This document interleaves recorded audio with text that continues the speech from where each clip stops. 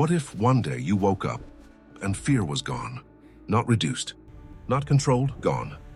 No hesitation before speaking, no anxiety before decisions, no instinct telling you, don't. At first, it feels like freedom. You say what you want, you do what you want, you become untouchable, or at least that's what it feels like. Because fear has always been your invisible boundary, the quiet voice that stops you from crossing certain lines, the force that whispers, this could go wrong. Now imagine silence, no warning system, no emotional brakes, no internal resistance, just action. Sounds powerful, right?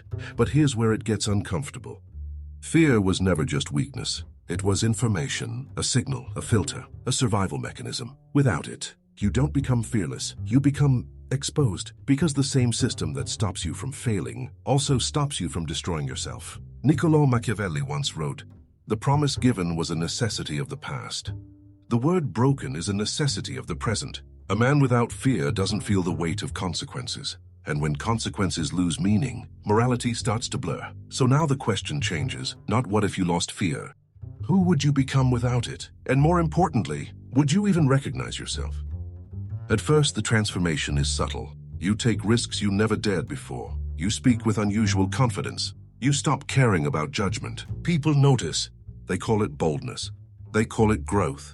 They might even admire you, but something is shifting underneath. Because fear doesn't just hold you back, it also shapes your decisions. Without it, your brain starts to rewire how it evaluates danger. The amygdala, your threat detection center, goes quiet. But the rest of your mind, it doesn't fully understand what's missing.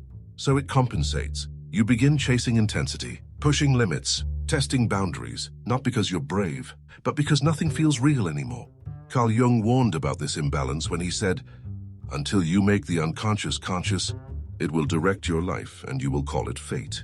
Without fear, your unconscious impulses take control. Desire becomes louder, impulse becomes faster, restraint disappears. And here's the paradox. You think you've gained control, but you've actually lost it.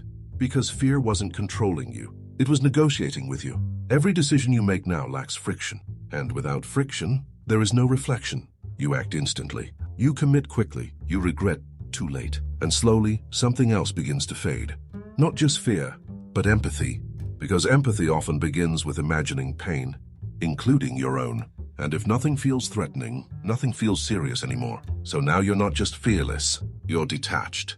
And that's where things start to break. Here's the truth no one tells you. Fear is not the enemy, it's the boundary between chaos and meaning.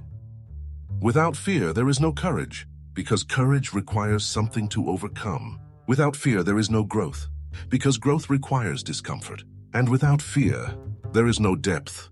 Aristotle once said, "He who has overcome his fears will truly be free." But notice something important. He didn't say eliminate fear, he said overcome it. Because freedom isn't the absence of fear, it's the ability to move through it. Now imagine a life where nothing scares you. No rejection, no failure, no loss. At first it sounds peaceful. But then something strange happens. You stop valuing outcomes. You stop caring about consequences. You stop feeling the weight of your own existence. Because meaning is built on risk. Love matters, because you can lose it. Success matters, because you can fail. Life matters, because it can end. Fear gives everything a price. And without a price, nothing feels valuable. So in the end, losing fear doesn't make you powerful. It makes you empty. A person who can do anything, but feels nothing. And maybe that's the real danger, not fear itself, but a world where nothing inside you says, this matters, because the moment fear disappears, you don't become fearless. You become directionless. And the scariest part, you wouldn't even be afraid of that.